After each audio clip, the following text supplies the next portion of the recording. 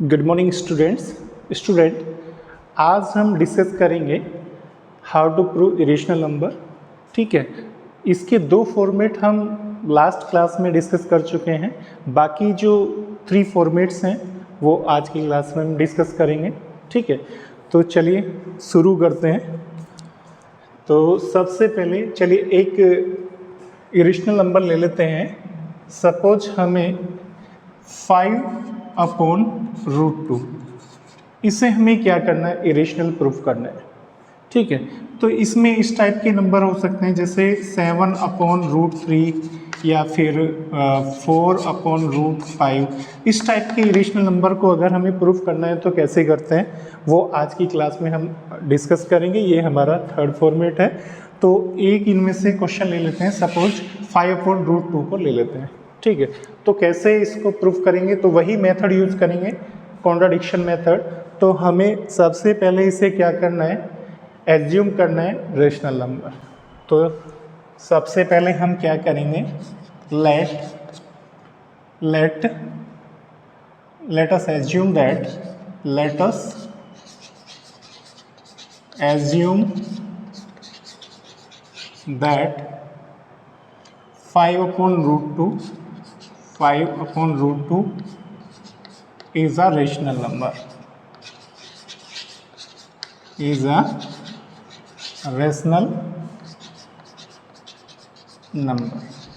ठीक है, तो हमने इसे सबसे पहले क्या किया है, रेशनल नंबर एज्यूम कर लिया है। ठीक है, अगर ये रेशनल नंबर है तो रेशनल नंबर की जो डेफिनेशन के 3 पॉइंट्स होते हैं वो इसमें फुलफिल होंगे। तो हम क्या लिख सकते हैं, then there exist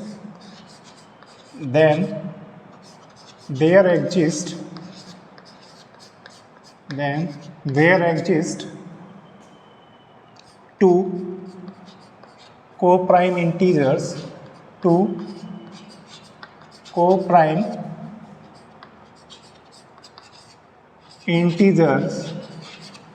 P and Q such that देखिए अगर ये रेशनल नंबर है तो इसके लिए 2 इंटीजर एग्जिस्ट होंगे जिसे हम P/Q की फॉर्म में लिख सकते हैं।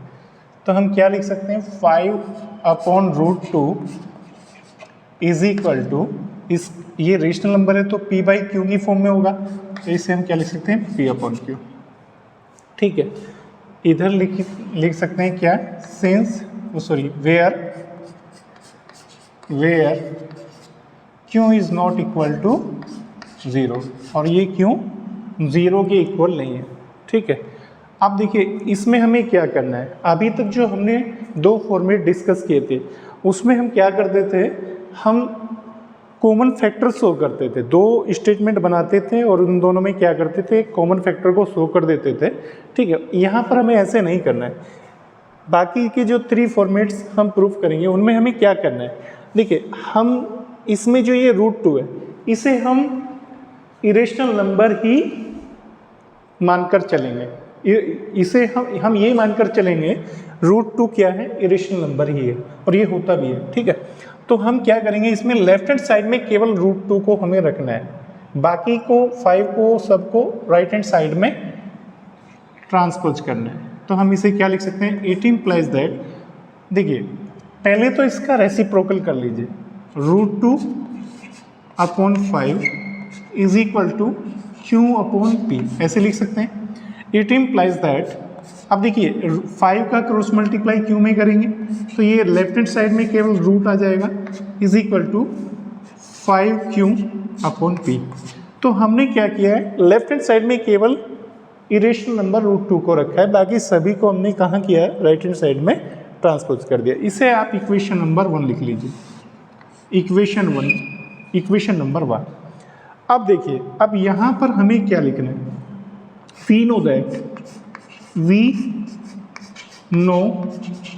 दैट, देखिए हम क्या जानते हैं, आपको पता होगा, देखिए अगर हम 2 इंटीजर्स का सम करते हैं तो हमें क्या मिलता है, इंटीजर मिलता है। अगर हम 2 इंटीजर्स का डिफरेंस करते हैं तो भी हमें क्या मिलता है, इंटीजर मिलता है। और अगर हम टू इंटीजर्स का प्रोडक्ट करते हैं तो भी हमें क्या मिलता है, इंटीजर मिलता है। ठीक है, तो वही हम यहाँ पर यूज़ करेंगे। तो हम यहाँ पर क्या लिखेंगे, वी नो दैट। तो देखिए यहाँ पर देखो, पहले आप देखिए हमारे पास ये 5 क्या है, 5 इंटीजर होता है, क्यों हमने इंटीजर एज्यूम किया है, पी भी हमने क्या किया है, इंटीजर एज्यूम किया है। तो ये तीनों क्या है, इंटीजर, 5 क्यू एंड पी तीनों इंटीजर है। अब देखो ऊपर क्या हो रहा है, इन दोनों इंटीजर का प्रोडक्ट, तो इन दोनों इंटीजर का प्रोडक्ट क्या होगा, इंटीजर होगा, और नीचे ये पी ऑलरेडी इंटीजर है, तो इंटीजर अपॉन इंटीजर क्या होता है, rational number. Integer upon integer rational number होता है ना। तो यहाँ पर हमें क्या लिखना है, देखिए वी नो दैट, देखिए प्रोडक्ट हो रहा है ना दोनों इंटीजर का, we know that product of two integers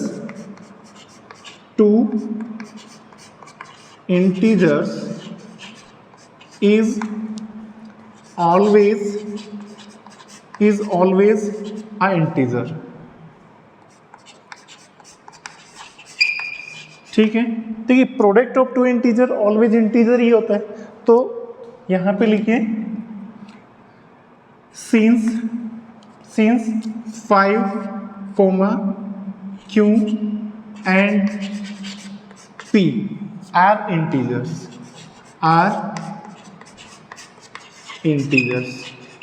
ये तीनों इंटीजर है। देयरफॉर अगर ये तीनों इंटीजर हैं तो 5 एंड Q दोनों इंटीजर का प्रोडक्ट भी इंटीजर होगा।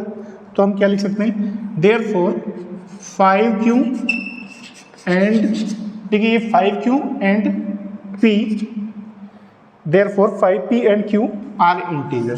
तो ये दोनों भी क्या होंगे, इंटीजर होंगे, आर इंटीजर्स। ठीक है, और अगर ये दोनों इंटीजर हैं, न्यूमरेटर भी इंटीजर है और डिनोमिनेटर भी इंटीजर है, तो ये पूरा नंबर क्या होगा, इंटीजर अपॉन इंटीजर क्या होता है, रेशनल नंबर। तो हम क्या लिख सकते हैं, it implies that 5Q upon P, it implies that 5Q upon P is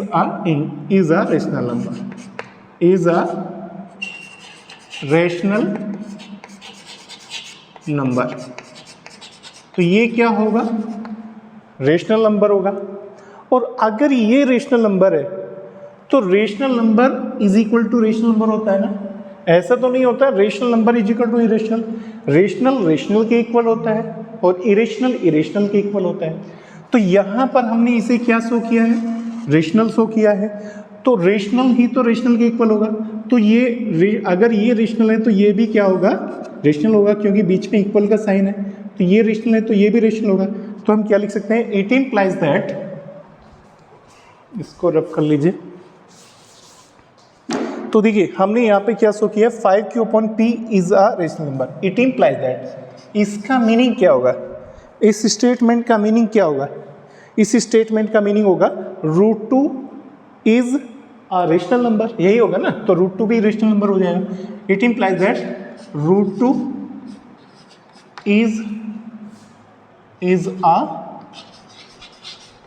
rational number. तो ये भी क्या होगा, रेशनल नंबर हो जाएगा। ठीक है, रेशनल नंबर ही तो रेशनल के इक्वल होता है।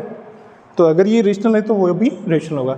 लेकिन ये जो स्टेटमेंट है इसे आप स्टेटमेंट नंबर 2 लिख दीजिए, इसे लिख दीजिए स्टेटमेंट नंबर 2। आप देखिए ये जो स्टेटमेंट नंबर 2 है ये क्या कर रहा है, कॉन्ट्राडिक्शन कर रहा है। ठीक है, किसका कॉन्ट्राडिक्शन कर रहा है, किसका विरोध कर रहा है। देखिए √2 क्या होता है, इरेशनल नंबर होता है, और यहाँ पर हमने इस स्टेटमेंट में क्या लिखा है, √2 एक रेशनल नंबर है। तो ये तो क्या हुआ, कॉन्ट्राडिक्शन हो गया ना, विरोधाभास हो गया ना। तो ये विरोधाभास क्यों हुआ, क्योंकि हमने गलत अजम्पशन किया था, हमारा जो ये अजम्पशन है वो गलत है। ठीक है, तो वही अब यहाँ पे हमें एक्सप्लेनेशन में लिखना है। तो क्या लिखेंगे, √2 इज अ रेशनल नंबर। तो हम यहाँ पे लिखेंगे statement number 2। Statement 2 contradicts contradicts to the fact that root 2 is an irrational number.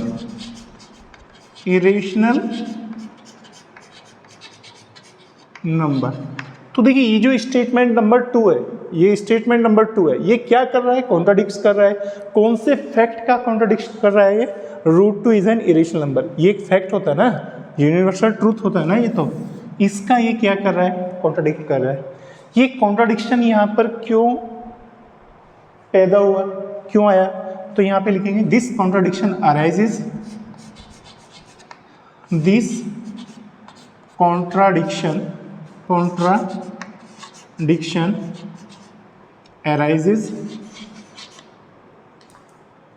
arises due to our wrong assumption.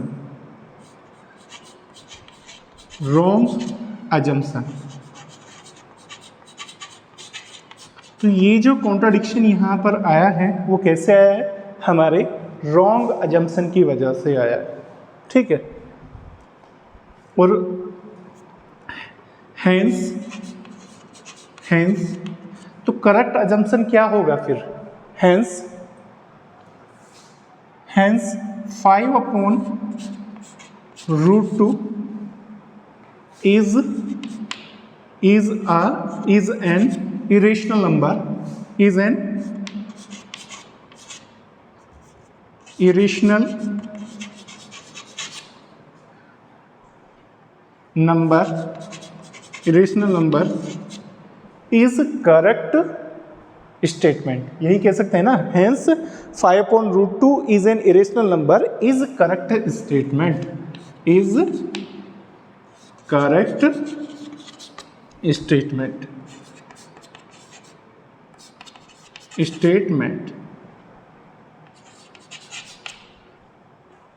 ठीक है। तो ये प्रूफ हो गया, हेंस प्रूफ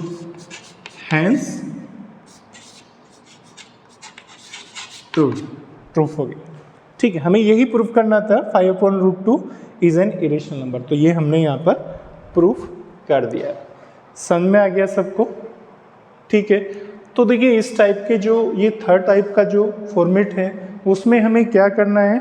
जो भी रेशनल नंबर गिवन होते हैं, ठीक है, जो भी इरेशनल नंबर गिवन होता है उसे हम पहले p/q की फॉर्म में लिखते हैं। उसके बाद जो भी उस नंबर में इरेशनल पार्ट होता है उसे लेफ्ट हैंड साइड में रखते हैं और बाकी सबको राइट हैंड साइड में ट्रांसफर कर देते हैं।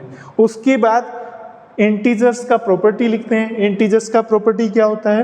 Product of two integers is always integer, sum of two integer is always integer, subtraction of two integer is always integer. इस प्रॉपर्टी को लिखने के बाद फिर हम जो राइट हैंड साइड है इसे हम क्या शो करते हैं? इसका न्यूमरेटर एंड डिनोमिनेटर दोनों को इंटीजर शो करते हैं। दोनों इंटीजर शो होने से क्या होता है? ये एक रेशनल नंबर शो हो जाता है। और ये अगर रेशनल नंबर हो जाता है तो लेफ्ट में जो इरेशनल होता है वो भी क्या आ जाता है? रेशनल आ जाता है। और वहीं पर हमारा क्या बन जाता है? कॉन्ट्रडिक्शन, ठीक है। उसके बाद ये स्टेटमेंट लिख देते हैं, क्वेश्चन प्रूफ हो जाता है। तो एक क्वेश्चन और कर लेते हैं, ठीक है। तो बाकी जो इस थर्ड फॉर्मेट के जो क्वेश्चन है बाकी सब इसी तरह से होंगे। अब हम आते हैं फोर्थ फॉर्मेट पर, ठीक है। जो फोर्थ फॉर्मेट होगा उसे कैसे प्रूफ करना है?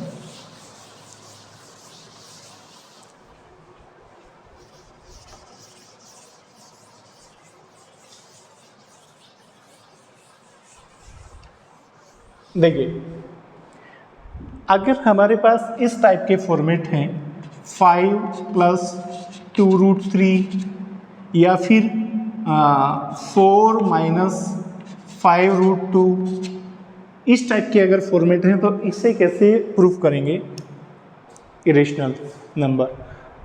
तो वही सेम जैसा हमने अभी किया था। तो पहले इसमें कॉन्ट्राडिक्शन मेथड यूज करेंगे। तो क्या करेंगे? पहले इसको हम रेशनल एज्यूम करेंगे। तो लिखिए let us assume that एक ले लेते हैं इसमें फर्स्ट वाला इसे प्रूफ कर देते हैं। Let us assume that 5 + 2√3 is a rational number, is a rational number। ठीक है, हमने इसे रेशनल नंबर एज्यूम कर लिया। अगर ये रेशनल नंबर है तो ये p/q की फॉर्म में लिखा जा सकता है। तो लिखिए then there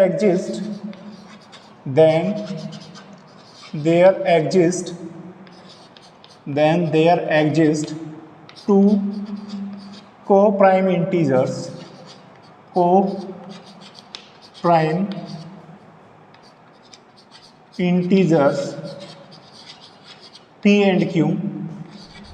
p and q such that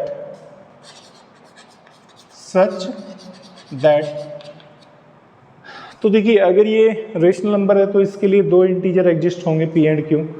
ठीक है, तो हम क्या लिख सकते हैं इस नंबर को p + 2√3 इज इक्वल टू इसका p/q फॉर्म हम क्या लिख सकते हैं p/q। ठीक है, और ये q क्या नहीं होगा, 0 नहीं होगा। तो यहाँ पे लिख सकते हैं where q is not equal to 0, और ये 0 नहीं होगा। अब देखिए हमें क्या करना है, इस पूरे नंबर में यहाँ पर जो ये √3 हमें दिख रहा है ये क्या है, इरेशनल पार्ट। बाकी ये 5 और 2 ये क्या है, रेशनल। इन सभी को 5 को और 2 को राइट हैंड साइड में हम भेजेंगे, केवल √3 को हमें लेफ्ट हैंड साइड में रखना है।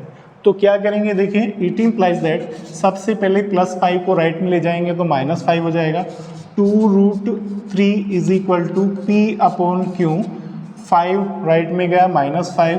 ठीक है, it implies that 2√3 is equal to q का मल्टीप्लाई 5 में कीजिए तो क्या होगा, p - 5q अपॉन में क्या आ जाएगा, q।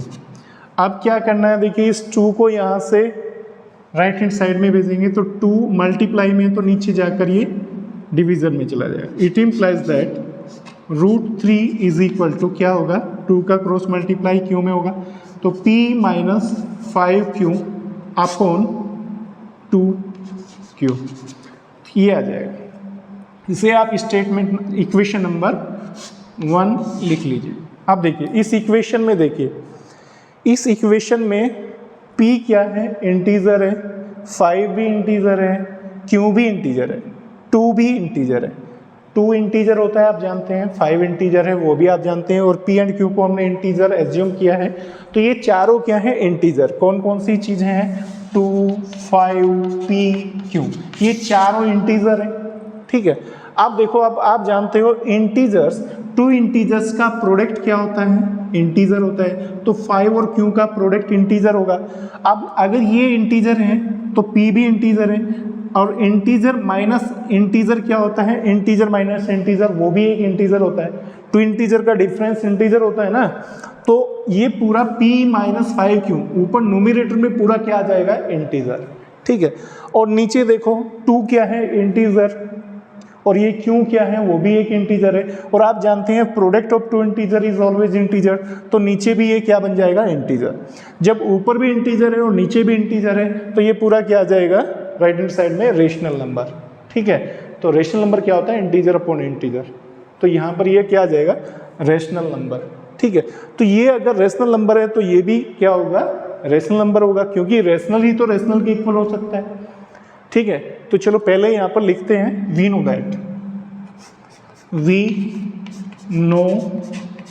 दैट क्या क्या हमें मालूम है, हमें मालूम है सम तो यहाँ पे यूज ही नहीं हो रहा है, सम ऑफ 2 इंटीजर तो यूज ही नहीं हो रहा है। यहाँ पे क्या क्या यूज हो रहा है, प्रोडक्ट ऑफ इंटीजर यूज हो रहा है और सबट्रैक्शन यूज हो रहा है। तो यहाँ पे लिखो we know that product and subtraction of 2 integers is always integer, is always integer, is always integer. तो देखिए जब हम टू इंटीजर का प्रोडक्ट करते हैं या फिर टू इंटीजर्स का सब्ट्रैक्शन करते हैं तो हमें क्या मिलता है, इंटीजर ही मिलता है। अब लिखो, तो हम यहाँ पर क्या लिख सकते हैं, अब देखिए सिंस, अब लिखो सिंस क्या क्या है, देखिए इक्वेशन 1 में कौन कौन से इंटीजर हैं, 2, 5, p एंड q।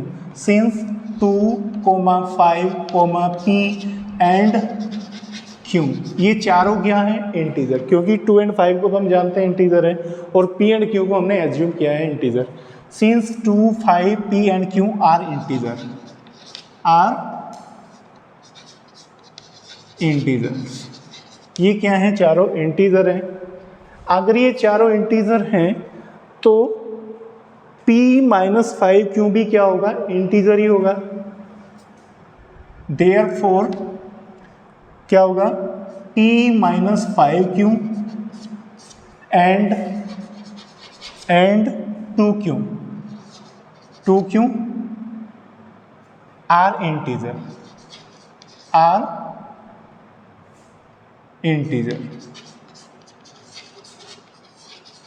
ठीक है।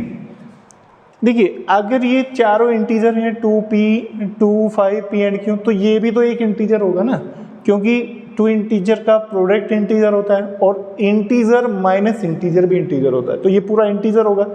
और ये दोनों इंटीजर हैं तो product of two integer is always integer, तो ये भी इंटीजर।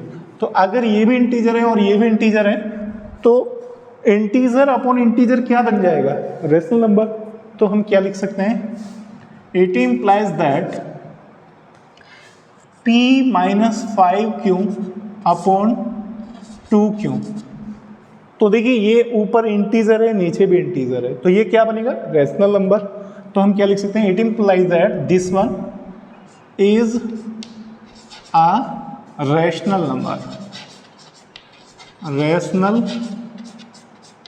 नंबर, ठीक है। और अगर ये रेशनल नंबर है, तो rational is equal to rational होता है ना, तो रेशनल के इक्वल ही होता है ना, तो ये भी तो क्या आ जाएगा, रेशनल। तो √3 भी क्या होगा, रेशनल होगा, क्योंकि रेशनल ही रेशनल के इक्वल हो सकता है। तो it implies that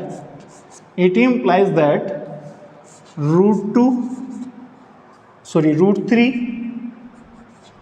is also a rational number. तो फिर तो क्या होगा, √3 भी रेशनल नंबर होगा। इसे आप स्टेटमेंट नंबर 2 लिख दीजिए, दिस इज स्टेटमेंट नंबर 2। इस सेंटेंस को हम क्या बोल सकते हैं, स्टेटमेंट नंबर 2। अब देखिए ये जो स्टेटमेंट नंबर 2 है, इसमें क्या बताया जा रहा है, √2 को रेशनल नंबर बताया जा रहा है, जबकि हम क्या जानते हैं, हम तो ये जानते हैं और हमने पहले प्रूफ भी किया हुआ है कि √3 क्या होता है, इरेशनल। तो फैक्ट क्या होता है, फैक्ट तो ये होता है ना, √3 इज एन इरेशनल नंबर, और यहाँ पर √3 को हम रेशनल बोल रहे हैं। तो ये जो सेंटेंस है ये फैक्ट का क्या कर रहा है, कॉन्ट्राडिक्शन कर रहा है। वो फैक्ट क्या है, √3 इज एन इरेशनल नंबर। तो हम यहाँ पे क्या लिखेंगे,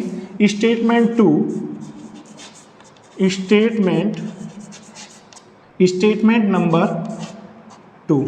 ये जो स्टेटमेंट नंबर 2 है ये क्या कर रहा है, contradict. Statement number 2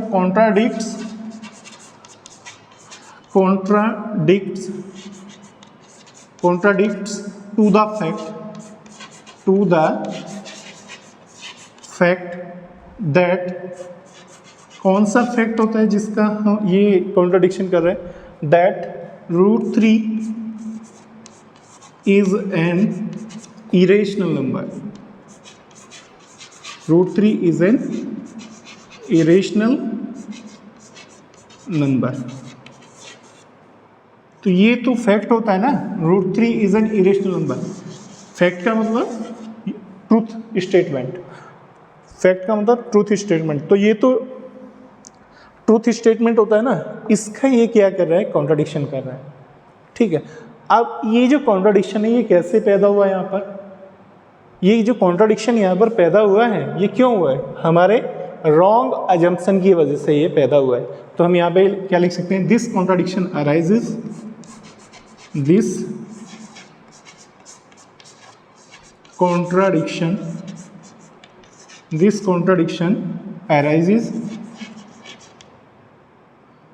arises due to our wrong assumption, due to our wrong assumption।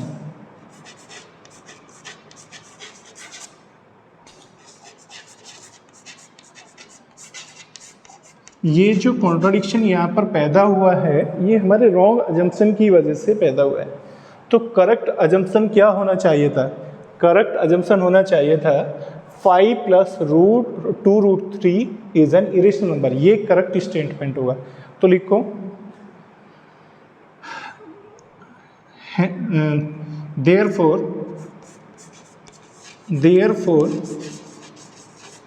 therefore correct statement is, ऐसे लिखिए, therefore 5 +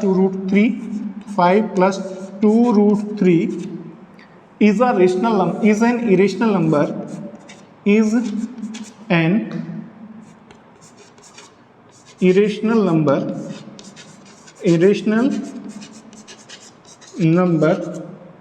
is a correct statement, is a correct statement, is a correct statement। तो ये correct statement होता है, ठीक है। Correct statement क्या होता है? 5 + 2√3 इज एन इरेशनल नंबर, ये होता है करेक्ट स्टेटमेंट। प्रूफ हो गया, हेंस प्रूव्ड,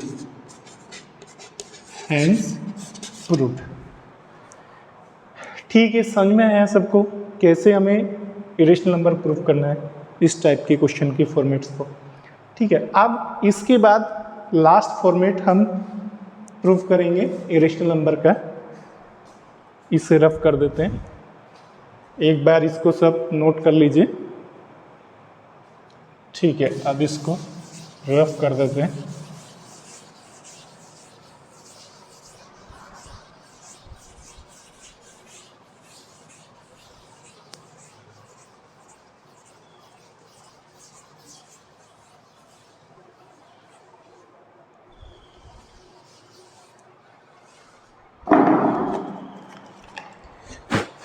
देखिए, अब जो लास्ट फॉर्मेट है वो किस टाइप का होगा?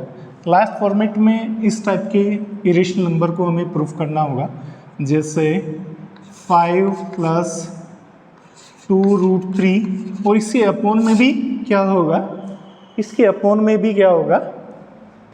कुछ नंबर होगा, जैसे हम ले सकते हैं 7।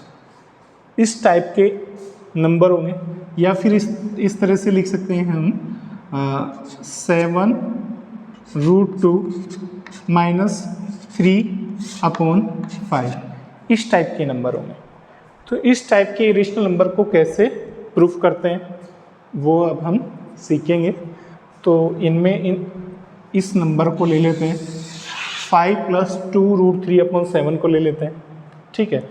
तो सबसे पहले वही कॉन्ट्राडिक्शन मेथड यूज करेंगे, इसको एज्यूम करेंगे। क्या एज्यूम करेंगे इसे? बाय यूजिंग कॉन्ट्राडिक्शन मेथड इसे हम रैशनल नंबर एज्यूम करके चलेंगे, ठीक है। तो लिखिए, let us assume that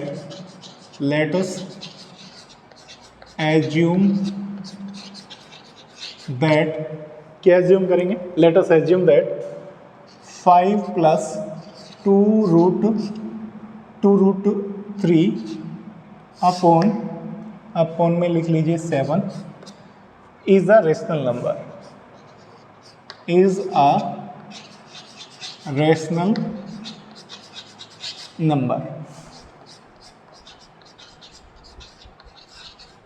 ठीक है। इसे हमने क्या एज्यूम कर लिया? Rational number. और अगर ये रैशनल नंबर है तो इसका p/q फॉर्म होगा, ठीक है। तो क्या लिखेंगे? देन देयर एग्जिस्ट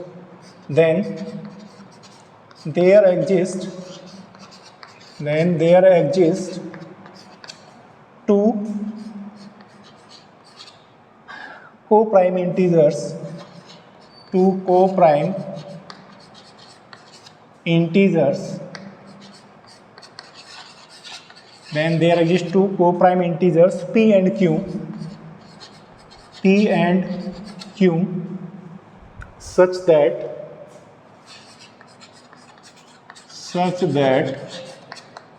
देखिए p एंड q दो इंटीजर कैसे होंगे, 5 प्लस 2√3/7 इज इक्वल टू, अगर ये रेशनल नंबर है तो इसका p/q फॉर्म होगा ना, p/q, ठीक है। वेयर, यहाँ पे क्या लिखेंगे साइड में, where q is not equal to 0, ठीक है। तो डेफिनेशन पूरा हो गया रेशनल नंबर का, डेफिनेशन पूरा हो गया, p/q फॉर्म हो गया, p एंड q दोनों इंटीजर्स हो गए और q is not equal to 0 भी हो गया, ठीक है। अब हमें क्या करना है, देखिए इस पूरे नंबर में जो यहाँ पर ये इरेशनल पार्ट हमें दिख रहा है √3, केवल इसी को हमें लेफ्ट हैंड साइड में रोकना है, बाकी सभी को 5 को 7 को 2 को राइट हैंड साइड में भेजना है, ठीक है। तो क्या करेंगे, 18 इम्प्लाइज दैट 7 का क्रॉस मल्टीप्लाई करेंगे p में, तो क्या होगा 5 plus 2√3 is equal to 7p/q, ऐसे लिख सकते हैं। अब इस 5 को भी राइट हैंड साइड में भेज दीजिए, it implies that 2√3 is equal to 5 को राइट में लेकर जाएंगे तो ये माइनस हो जाएगा, 7p/q माइनस 5, ठीक है। It implies that 2√3 is equal to, q का मल्टीप्लाई 5 में कर दीजिए, q का मल्टीप्लाई 5 में करेंगे तो क्या बनेगा, 7p माइनस q का 5 में 5q और अपॉन में क्या आ जाएगा q, ठीक है। अब इस 2 को भी यहाँ से हटाइए, 2 को क्रॉस मल्टीप्लाई कर दीजिए q में नीचे, it implies that √3 is equal to 7p minus 5q upon में 2q, इसे आप इक्वेशन नंबर 1 लिख दीजिए, ठीक है। अब इक्वेशन नंबर 1 में राइट हैंड साइड को देखिए, राइट हैंड साइड में आपको इंटीजर क्या क्या दिख रहे हैं, एक 2 इंटीजर है इसमें, एक 2 है, एक 5 है, एक 7 है और एक p है और एक q, तो 5 इंटीजर्स हैं इसमें, ठीक है। और आप जानते हैं इंटीजर्स का प्रॉपर्टी क्या क्या, देखिए इसमें सम ऑफ इंटीजर आपको दिख रहा है, नहीं दिख रहा है, प्रोडक्ट दिख रहा है, नीचे ये प्रोडक्ट ऑफ 2 इंटीजर है, यहाँ पर भी प्रोडक्ट ऑफ 2 इंटीजर है, इधर भी प्रोडक्ट ऑफ 2 इंटीजर्स है। तो हमें बताना पड़ेगा इसमें प्रोडक्ट ऑफ 2 इंटीजर्स क्या होता है, ऑलवेज इंटीजर। और उसके बाद हमें क्या बताना पड़ेगा, देखिए इंटीजर माइनस इंटीजर, तो सब्ट्रैक्शन ऑफ 2 इंटीजर्स क्या होता है, वो भी क्या होता है, integer.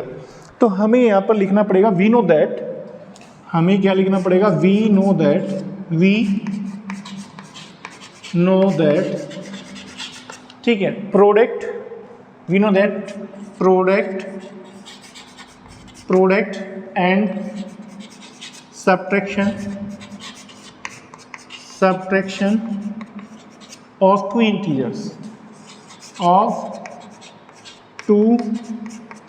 Integers is always integer,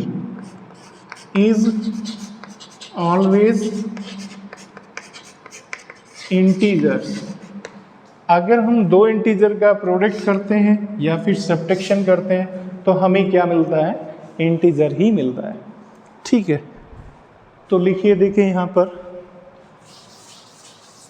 देखो, तो देखिए हमारे पास इंटीजर क्या है, 2, 5, 7 p एंड q, तो लिखें सिंस 2, 5, 7, p एंड q, ये पांचों क्या है, इंटीजर है, आर इंटीजर्स, ठीक है। अगर ये पांचों इंटीजर है तो देखिए ऊपर जो न्यूमरेटर है, न्यूमरेटर में क्या है 7p माइनस 5q, तो ये भी क्या होगा इंटीजर होगा। देयरफॉर 7p, देखिए ये 7p क्या है product of two integer, integer होगा ना, और ये 5q क्या है, ये भी क्या है प्रोडक्ट ऑफ टू इंटीजर, ये भी इंटीजर होगा, और इंटीजर माइनस इंटीजर ये भी क्या होगा इंटीजर, तो ये पूरा इंटीजर होगा। Therefore this one and 2q, ये 2q क्या है प्रोडक्ट ऑफ टू इंटीजर, तो ये भी क्या होगा इंटीजर, तो ये भी इंटीजर ये भी इंटीजर, तो क्या लिखेंगे therefore this one and this one are integer, are integers. अगर ये दोनों इंटीजर हैं, देखिए इक्वेशन 1 को देखिए, इक्वेशन में अगर न्यूमरेटर एंड डिनोमिनेटर दोनों इंटीजर हैं तो ये क्या बन जाएगा पूरा, ये पूरा लेफ्ट हैंड साइड क्या बन जाएगा रेशनल नंबर, तो हम क्या लिख सकते हैं, it implies that 7p minus 5q upon 2q, तो ये क्या होगा rational number, is a rational number, is a rational number, ठीक है, ये रेशनल नंबर आ जाएगा। और अगर ये रेशनल नंबर है, अगर ये रेशनल नंबर है तो rational number is equal to rational number होता है ना, rational number is equal to क्या होता है रेशनल नंबर, तो ये √3 भी तो रेशनल नंबर होगा फिर तो यहाँ पे क्या लिखेंगे, इट इम्प्लाइज दैट अगर ये रेशनल नंबर है तो फिर √3 भी क्या होगा, it implies that √3 is also a rational number,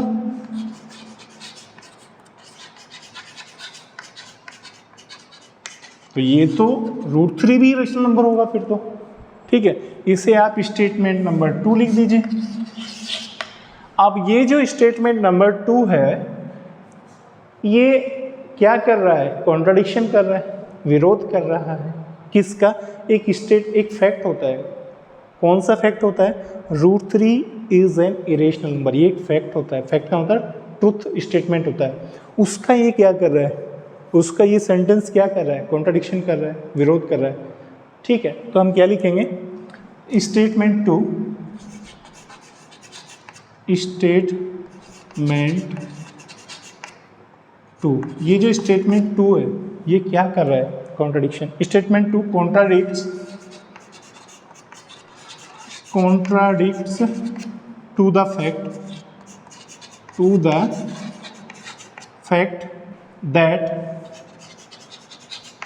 to the fact that √3 is an irrational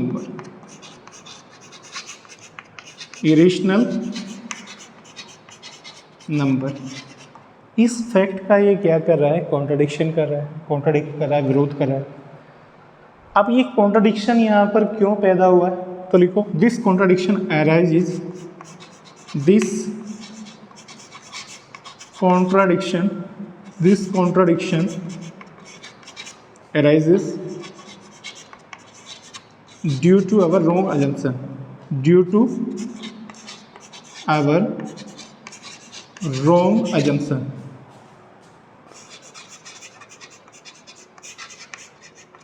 ये जो कॉन्ट्राडिक्शन यहाँ पर पैदा हुआ है हमारी रॉन्ग अजम्पशन की वजह से हुआ है, जो हमने ऊपर ये एज्यूम किया था ना, इसे हमने क्या एज्यूम किया था, रैशनल नंबर, तो ये अजम्पशन हमारा क्या है, रॉन्ग है, ठीक है, this contradiction arise due to our wrong assumption, hence या देयरफॉर,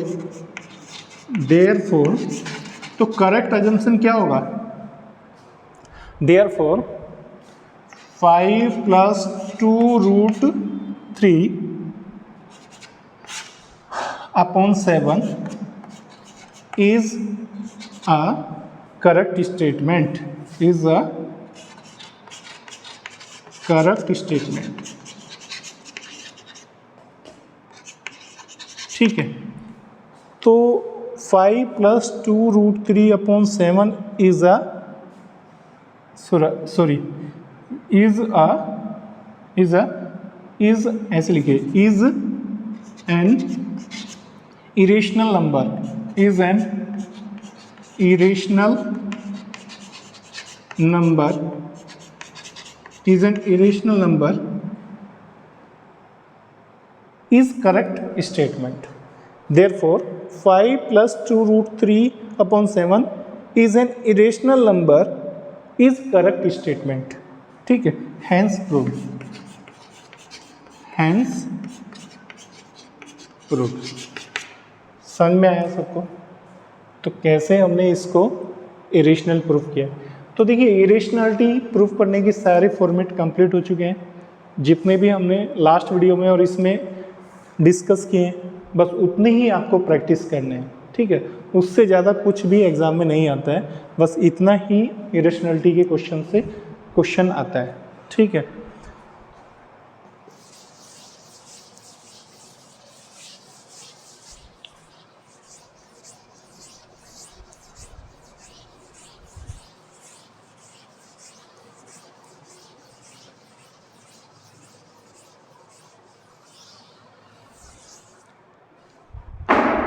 देखिए, अगर मान लीजिए कभी कभी इस तरह से भी पूछ लेता है 5√2, अगर हमें 5√2 को इरेशनल प्रूफ करना है तो कैसे करेंगे?